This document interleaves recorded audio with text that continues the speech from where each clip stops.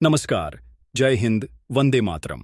आप सभी सम्मानित पेंशनधारक साथियों और कर्मचारी मित्रों का हार्दिक अभिनंदन है। आज हम आपके लिए वो खबर लेकर आए हैं जिसका इंतजार देश के करोड़ों लोगों को है। एक ऐसी खबर जो सीधे तौर पर आपके घर के बजट, आपके भविष्य की सुरक्षा और आपके आत्मसम्मान से जुड़ी है। आज की हमारी इस विस्तृत रिपोर्ट में हम 3 बड़े और महत्वपूर्ण विषयों पर गहराई से चर्चा करेंगे। पहला और सबसे बड़ा मुद्दा है ईपीएस 95 पेंशन में एक अभूतपूर्व बढ़ोतरी की सुगबुगाहट, एक ऐसी बढ़ोतरी जो आपके जीवन को पूरी तरह से बदल सकती है। दूसरा मुद्दा है पुरानी पेंशन योजना की बहाली को लेकर कर्मचारियों का बढ़ता आक्रोश और देशव्यापी प्रदर्शन, जो अब एक निर्णायक मोड़ पर पहुंचता दिख रहा है।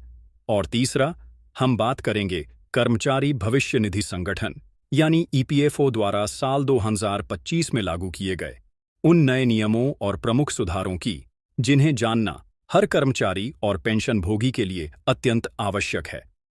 तो आप हमारे साथ अंत तक बने रहिए, क्योंकि आज की यह जानकारी आपके लिए बेहद कीमती साबित होने वाली है। सबसे पहले बात करते हैं उस खबर की जो देश के 75 लाख से भी ज्यादा ईपीएस 95 पेंशनभोगियों के मुरझाए चेहरों पर उम्मीद की एक नई किरण लेकर आई है। हम बात कर रहे हैं न्यूनतम पेंशन में 650% तक की ऐतिहासिक वृद्धि की। जी हां, आपने सही सुना, 650% की वृद्धि। एक ऐसी वृद्धि जो आपकी न्यूनतम मासिक पेंशन को मौजूदा 1000 रुपये से बढ़ाकर सीधे 7500 रुपये तक कर सकती है। यह खबर अब केवल गलियारों की कानाफूसी नहीं रही, बल्कि इसने नीतिगत चर्चाओं में भी अपनी जगह बना ली है। लंबे समय से अपने आचक्यू के लिए संघर्ष कर रहे पेंशनभोगियों के लिए यह एक बहुत बड़ी जीत का संकेत हो सकता है। आइए इस पूरे मामले को विस्तार से समझते हैं। कर्मचारी पेंशन योजना यानी ईपीएस 95, जो साल 1995 में शुरू हुई थी, आज लाखों सेवानिवृत्त कर्मचारियों के लिए सामाजिक सुरक्षा का एक अहम स्तंभ है।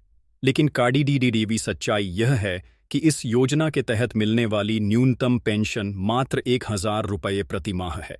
अब आप खुद सोचिए, आज के इस कमरतोद्याच महंगाई के दौर में, जहां दवाइयों का खर्च, घर का राशन और अन्य जरूरी चीजों के दाम आसमान छू रहे हैं, वहां 1000 रुपये में एक सम्मानित जीवन जीना तो दूर, गुजारा करना भी लगभग असंभव है। इसी पीड़ा को समझते हुए देश भर के पेंशनभोगी संगठन और ट्रेड यूनियनें लगातार सरकार से न्यूनतम पेंशन में इजाफा करने की मांग कर रहे थे। उनकी एक ही मांग थी कि पेंशन इतनी तो हो कि बुढ़ापे में किसी के आगे हाथ न फैलाना पड़े, एक सम्मानजनक जीवन जिया जा सके। इसी संघर्ष और बढ़ते दबाव के बीच अब सरकार की ओर से भी सकारात्मक संकेत मिलने शुरू हो गए हैं। हाल ही में श्रम एवं रोजगार मंत्रालय ने इस बात को आधिकारिक तौर पर स्वीकार किया है कि उनके पास ईपीएस 95 के तहत न्यूनतम मासिक पेंशन को बढ़ाने के लिए कई प्रस्ताव और अभ्यावेदन प्राप्त हुए हैं। 24 जुलाई 2025 को श्रम एवं रोजगार राज्य मंत्री सुश्री शोभा करंदलाजे ने राज्यसभा में एक लिखित उत्तर के माध्यम से इस बात की पुष्टि की। उन्होंने माना कि सरकार पेंशनभोगियों की मांगों से अवगत है और न्यूनतम पेंशन को मौजूदा 1000 रुपये से बढ़ाकर 7500 रुपये करने के प्रस्ताव पर विचार विमर्श चल रहा है। अगर यह प्रस्ताव अमल में आता है तो यह मौजूदा पेंशन राशि में 650% की एक विशाल और ऐतिहासिक वृद्धि होगी। अब सवाल यह उठता है कि सरकार इस भारी भरकम वृद्धि पर विचार क्यों कर रही है और इसके सामने क्या चुनौतियां हैं। देखिए, सरकार ने अपने जवाब में यह भी स्पष्ट किया है कि ईपीएस 95 एक परिभाषित अंशदान, परिभाषित लाभ वाली सामाजिक सुरक्षा योजना है। इसका मतलब है कि इस योजना में जितना पैसा आता है उसी के आधार पर लाभ दिए जाते हैं। इस फंड का पैसा 3 मुख्य स्रोतों से आता है। पहला, नियोक्ता यानी कंपनी कर्मचारी के वेतन का 8.33% हिस्सा इसमें जमा करती है। दूसरा, केंद्र सरकार भी कर्मचारी के वेतन का 1.16% का बजटीय समर्थन देती है, जो 15,000 रुपये प्रति माह की वेतन सीमा तक सीमित है। तीसरा, इस जमा हुए पैसे के निवेश से होने वाली आय। सरकार के अनुसार इस फंड का जब 31 मार्च 2019 को नवीनतम मूल्यांकन किया गया था तो इसमें घाटा पाया गया था, यानी फंड में जितना पैसा आ रहा है उससे ज्यादा देनदारियां हैं।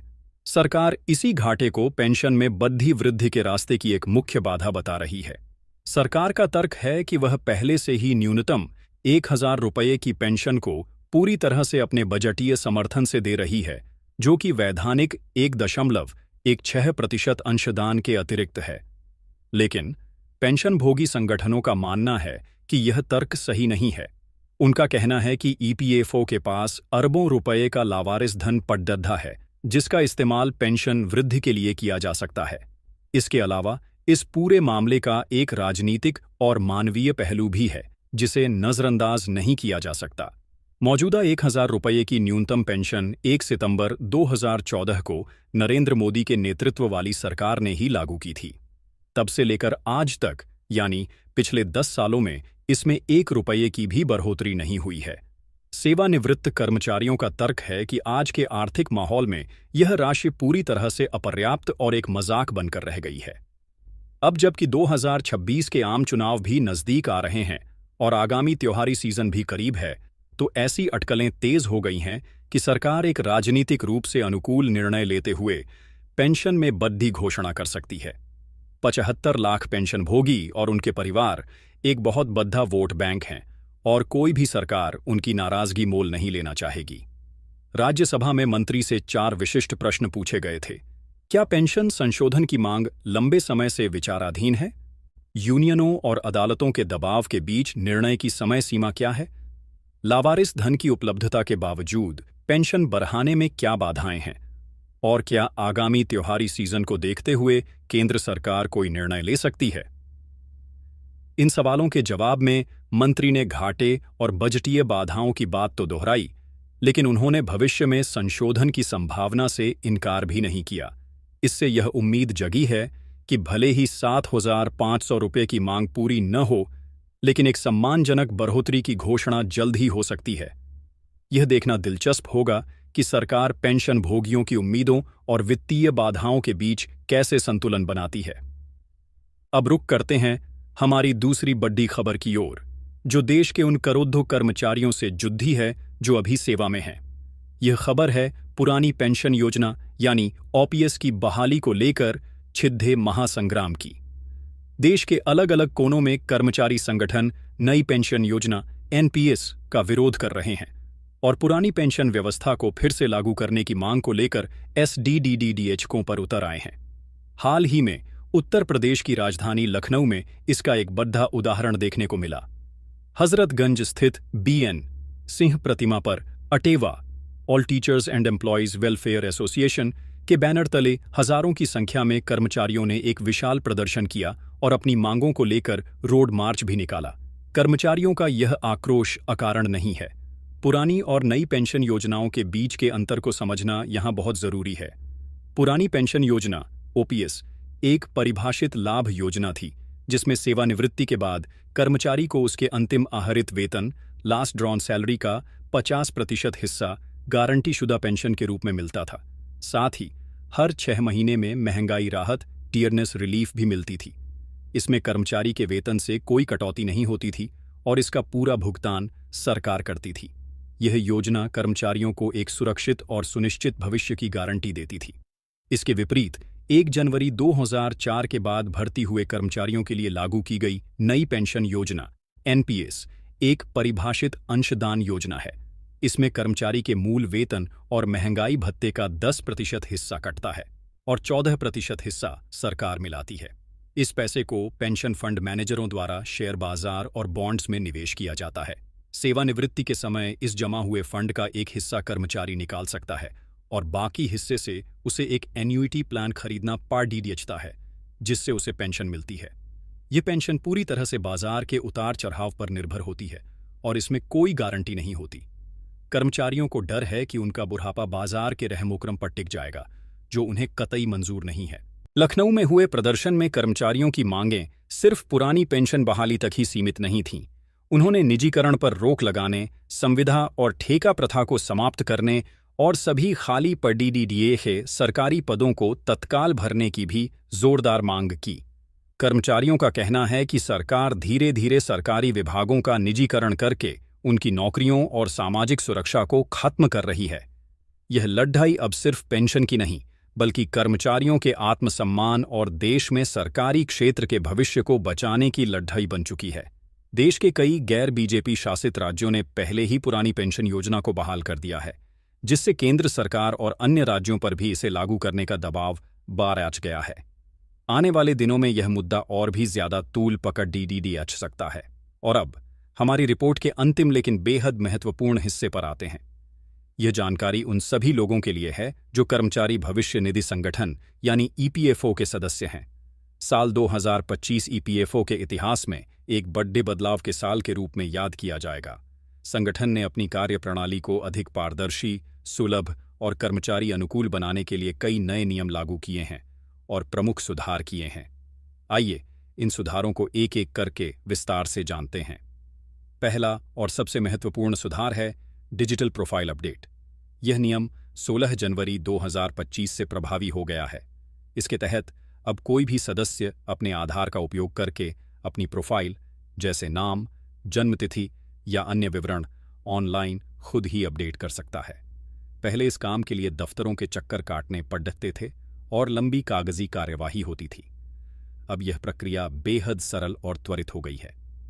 दूसरा बड़ा सुधार है सुचारू पीएफ हस्तांतरण। नौकरी बदलने वाले कर्मचारियों के लिए यह एक बहुत बड़ी राहत है।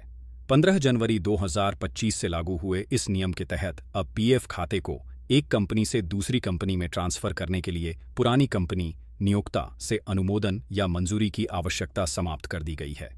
अब यह प्रक्रिया ऑटोमेटेड यानी स्वचालित हो गई है।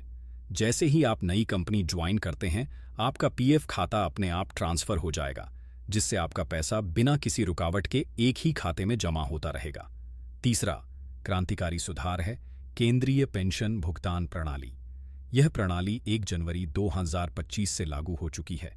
पहले पेंशन भोगियों को अपनी पेंशन के लिए किसी विशेष बैंक शाखा पर निर्भर रहना पड़ता था, जिससे कई बार भुगतान में देरी होती थी। अब NPCI national payments corporation of India के माध्यम से एक केंद्रीकृत प्रणाली बना दी गई है। इसका फायदा यह है कि अब पेंशन भोगी देश के किसी भी कोने में किसी भी बैंक की किसी भी शाखा से अपनी पेंशन समय पर प्राप्त कर सकता है। इससे भुगतान प्रक्रिया बेहद सुगम और भरोसेमंद हो गई है। चौथा सुधार योगदान की बढ़ी हुई समय सीमा से संबंधित है। हालांकि इसकी अंतिम तिथि अभी तय होनी है, लेकिन यह सुधार कर्मचारियों को वास्तविक मजदूरी के अनुसार योगदान करने का विकल्प देगा। इसका मतलब है कि जो कर्मचारी ज्यादा पेंशन पाना चाहते हैं, वे अपने पीएफ में ज्यादा योगदान कर सकेंगे, जिससे सेवानिवृत्ति के समय उन्हें एक बड़ी राशि मिल सकेगी। यह सुप्रीम कोर्ट के उस फैसले के अनुरूप है जिसमें वास्तविक वेतन पर पेंशन की बात कही गई थी। पांचवां सुधार बेहतर निकासी कवरेज को लेकर है। इस पर भी काम चल रहा है और इसे इसी साल लागू किए जाने की संभावना है।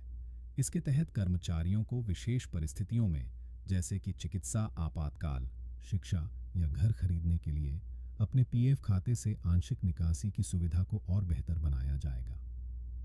एक प्रस्ताव यह भी है कि हर 10 साल की सेवा पर 60,000 रुपये तक की निकासी की अनुमति दी जाए, ताकि कर्मचारी अपनी तात्कालिक जरूरतों को पूरा कर सकें।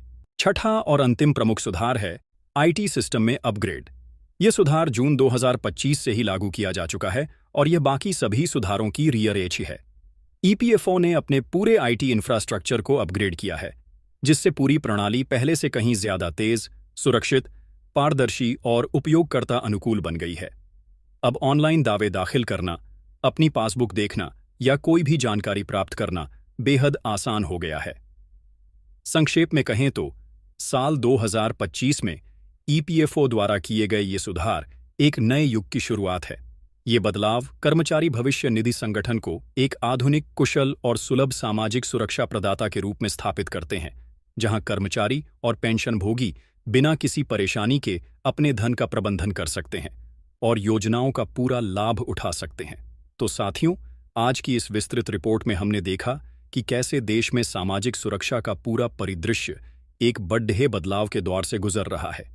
एक तरफ 75 लाख से ज्यादा पेंशनभोगी अपनी न्यूनतम पेंशन को 1,000 से बढ़ाकर 7,500 रुपये करने की उम्मीद में सरकार की ओर देख रहे हैं।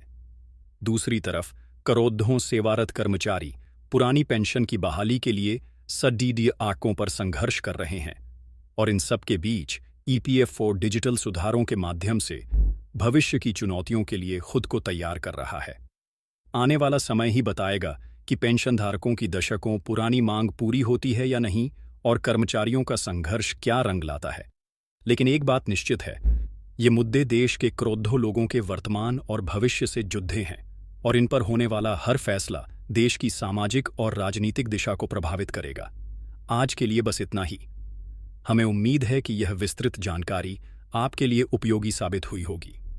आप इस बारे में क्या सोचते हैं? अपनी राय हमें कमेंट्स में जरूर बताएं। धन्यवाद। जय हिंद।